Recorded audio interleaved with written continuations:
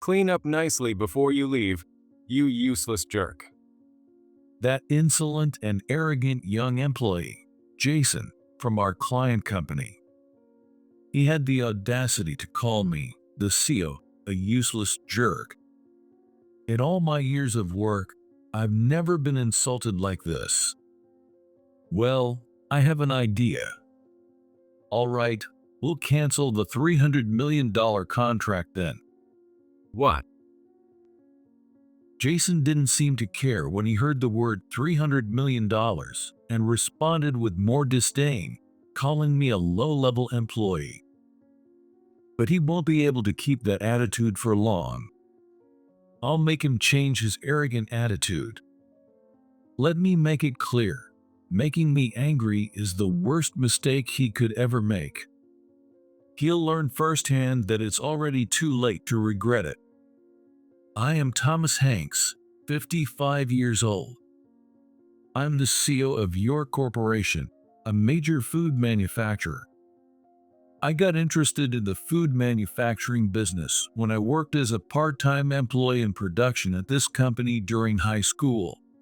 After graduating, I joined your corporation full-time.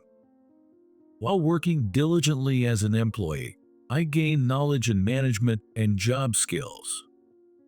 At 25, I became the youngest department manager in your corporation's history. I continued to work tirelessly, and my efforts were recognized by the higher-ups. After 25 years with the company, I finally became CEO. Even though I became CEO in my mid-40s, the days ahead were full of challenges. Some employees, envious of my promotion, spread baseless rumors and talked behind my back. Normally, this would break someone's spirit, but my upbringing gave me the strength to overcome adversity. I lost my parents in an accident when I was 3 and lived with relatives after that. I was often bullied and mocked for not having parents, but I never let it bother me. Those experiences toughened my heart and now support me as the CEO of a major company. We have a deal scheduled with O'Brien Corporation in a week, right? Yes. 2 representatives from O'Brien Corporation are supposed to come at 10 a.m. in a week. 2 representatives? Isn't the CEO coming? We were informed that CEO Shannon Taylor is on an overseas trip and can't attend the meeting. After all the time we spent preparing, she's going on a trip just before the deal. This deal is crucial, much more than any before. It's a bit concerning that only 2 representatives will handle it. O'Brien Corporation is a rapidly growing food manufacturer that has seen tremendous growth over the past 3 years. Shannon Taylor, their CEO, is recognized as a formidable leader and is highly regarded by competitors. Securing a deal with O'Brien Corporation is vital for our future growth and expansion. However, given their company's size, they have more at stake if the deal fails. That's why I was uneasy about only 2 representatives coming for the negotiation. I'd like to visit O'Brien Corporation before the deal. What's my schedule like after this? The earliest available time is the day after tomorrow, but Shannon, the CEO, will still be absent. Is that all right? I'm familiar with the CEO, so I can meet her anytime. I want to meet the representatives handling this deal to ensure everything is in order. Understood. I'll inform O'Brien Corporation that we'll visit the day after tomorrow. After securing the appointment, I headed to O'Brien Corporation with my secretary as planned. This is my first time here, but it's bigger than I expected. Since Shannon took over as CEO, they've been growing rapidly. As expected from a rapidly growing company. The interior was clean, well-equipped, and the employees seemed highly motivated. I felt a sense of competition as I thought about how we couldn't afford to fall behind. Suddenly, I heard a man's angry voice from deeper within the office.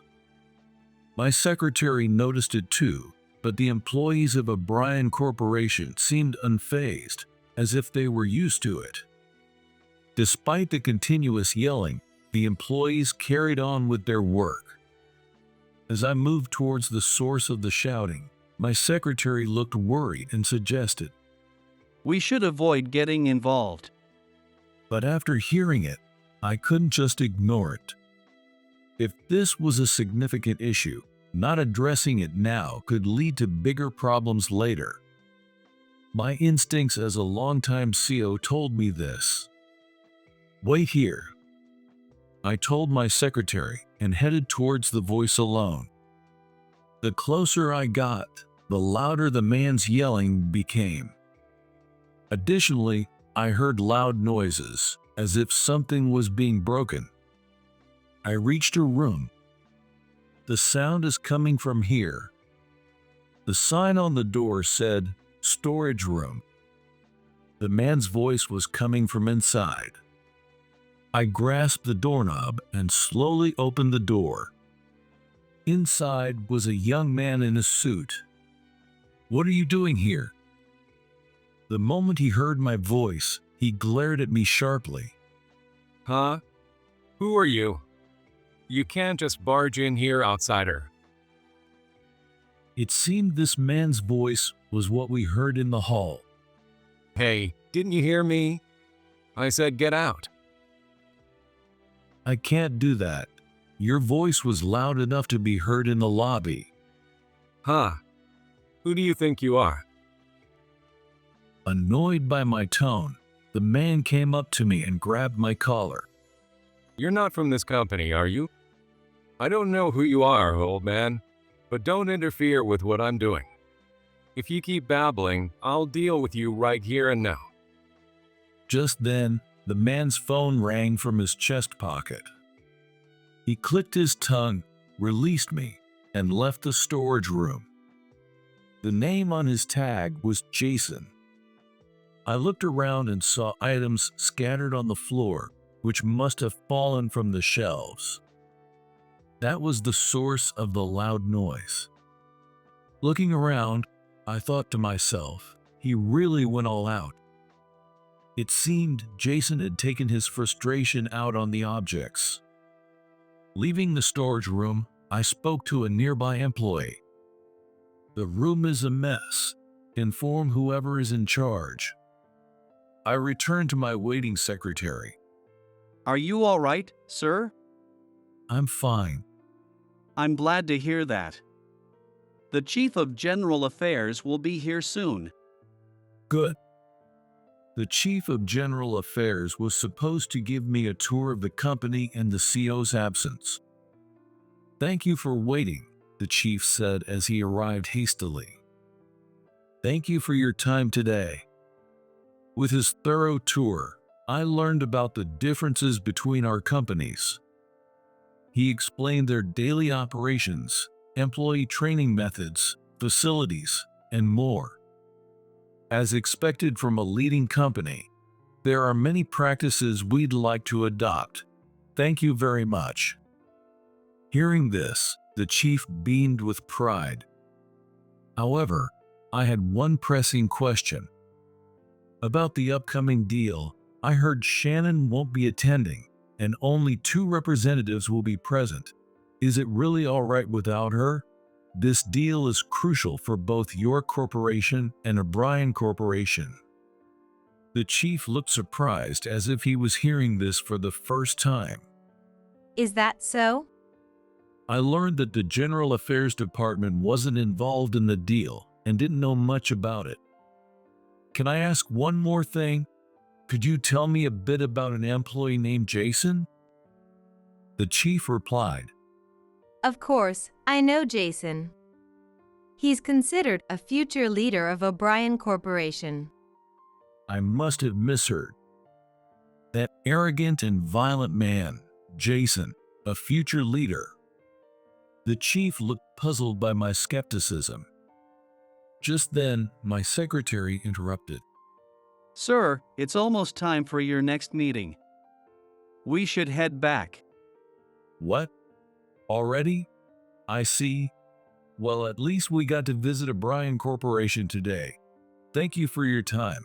Please give my regards to Shannon.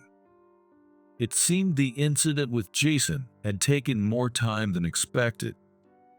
I left O'Brien Corporation without meeting the representatives. On the drive back to York Corporation, I thought that if Jason was the one handling the deal, we might need to reconsider. But surely, they wouldn't entrust such an important deal to someone like him. A few days later, the day of the deal arrived. Our team included myself, the department head, the representative, and the secretary. O'Brien Corporation was supposed to send 2 representatives, but only one showed up. I apologize. The representative kept apologizing and trying to call the other person, but there was no answer. Let's take a break. Contact your company and get instructions on what to do next. I have another meeting later, so I can't wait much longer. I left the conference room and headed to the restroom. Outside, I saw a familiar face. It was Jason, the man who had caused a scene at O'Brien Corporation. Huh? What's that old man doing here? Jason approached with a smirk. Hey, old man, if you're cleaning, hurry up and do it. Jason actually told me to clean the restroom. You think you can handle cleaning? Well, I don't care if your cheap suit gets dirty. Hurry up and do it while I watch. Jason went into the restroom and quickly returned, holding a cleaning brush. Here you go. He threw the brush at me, but I dodged it just in time. Watch it. What if that hit me and caused an injury? Injury? Like I care if an old geezer like you gets hurt. Now pick that up and start cleaning. Jason uttered unbelievable profanities, laughed, and then walked away from the scene. Unbelievable. I glared at his back as he left. If he's here at York Corporation, is he really the representative for the deal? If so, I felt a pang of unease about the deal. When I returned to the conference room, my worst fear was confirmed. Indeed, the other representative was Jason. This is the worst. I muttered under my breath as Jason noticed me. He stood up slowly, smirking, and walked over, suddenly throwing his coffee at me. Clean up nicely before you leave, you useless jerk. Jason's words left everyone around us pale with shock. The other representative frantically urged Jason to apologize. Like hell I will. But Jason just mocked me with a sneer. Even my patience had its limits. All right, the $300 million contract is off. What? Jason looked dumbfounded at my sudden declaration. Didn't you hear me? I'll say it again. The $300 million contract is canceled. What the hell are you saying, old man? Why would a low-level employee like you have any say in the contract? Only chosen ones are allowed here. Jason still didn't grasp the situation. Then the other representative snapped at him. You idiot. Angry at being called an idiot, Jason shouted back. Who the hell are you calling an idiot? They started arguing right in the middle of the meeting. Watching them argue, I wiped my head with a towel my secretary handed me. The other representative then turned to me and said, This is Mr. Thomas Hanks, the CEO of York Corporation and all its 20 subsidiaries. What? Hearing this, Jason turned pale and apologized deeply. I'm so sorry. His previous bravado disappeared. Furthermore, Jason came forward, rubbing his head against the floor, and apologized. Why did you call me a useless jerk? I'd like to know for future reference. Oh, well. Also, you once grabbed my collar, didn't you? What was the reason for that? Was it because you thought I was a useless jerk? Oh. Jason trembled and couldn't speak. This is a waste of time. Naturally, the deal is off, and I can't work in this coffee-soaked suit. Even after I left the conference room, Jason remained on his knees, unable to stand up. A few days after canceling the deal, I received a call from someone. It's been a while, Thomas. It was Shannon Taylor, the CEO of O'Brien Corporation. She was supposed to attend a recent deal, but couldn't due to an overseas trip. The other day, I deeply apologize. It was a crucial deal, and yet I was absent as CEO. And about Jason. Your absence couldn't be helped. You had a business trip. However, you should have carefully chosen who would handle the deal in your place. Yes. Shannon had received a report about the deal from the other representative, a future leader of O'Brien Corporation.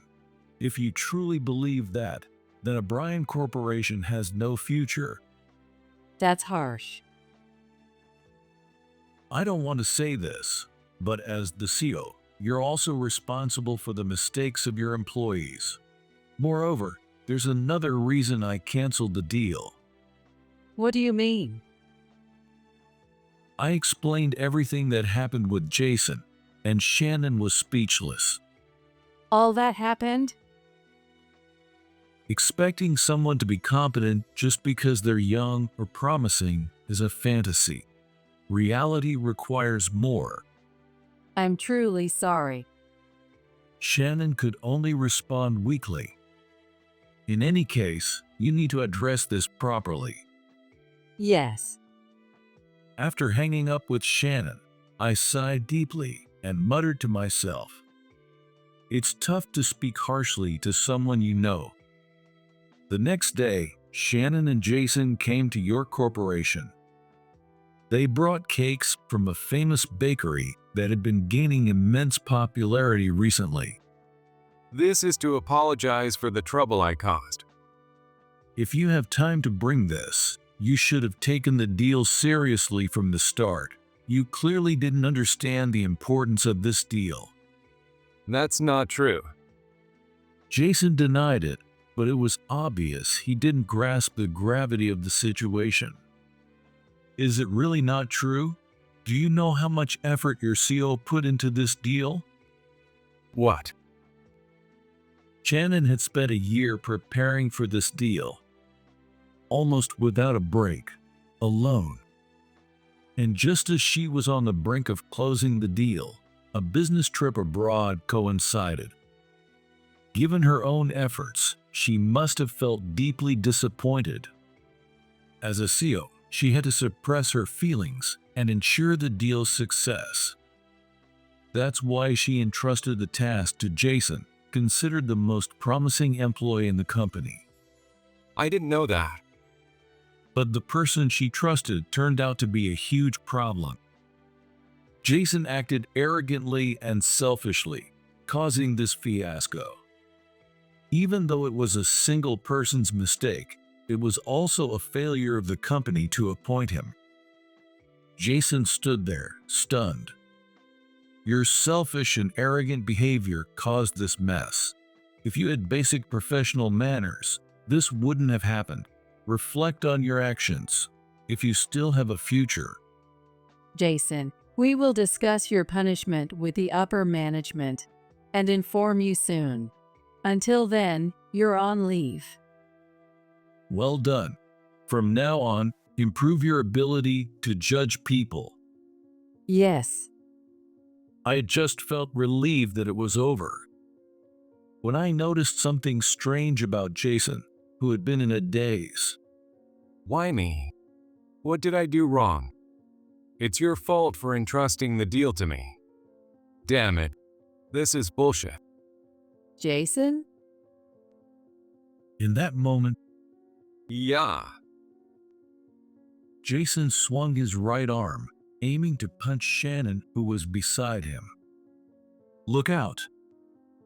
I quickly moved to step between them. But then, There you go. right before my eyes, Jason's body was thrown into the air and slammed onto the floor. Fuck. Phew. I suddenly remembered the first time I met Shannon. It was 30 years ago, less than a year after I had been promoted to manager. At that time, I was overwhelmed with my new responsibilities. Then, a 16-year-old girl started working part-time. I'm Shannon Taylor. Nice to meet you. Shannon was friendly and bright, quickly getting along with the other employees and part-timers on her first day. She was also diligent and quick to learn. Anything she was taught, she immediately understood and put into practice. Even tasks that took employees a long time to learn, Shannon would master by the end of the day.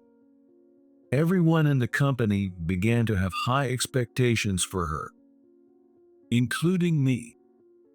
But that wasn't good. While she handled everything skillfully, the immense expectations from those around her began to weigh on Shannon. She felt she had to do more, work harder. Unbeknownst to us, Shannon was pushed to her mental limits. One day, what we feared happened.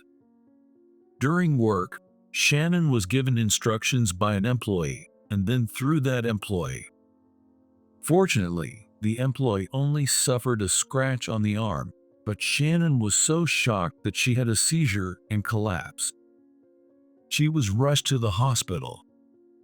The diagnosis was depression caused by overwork and stress.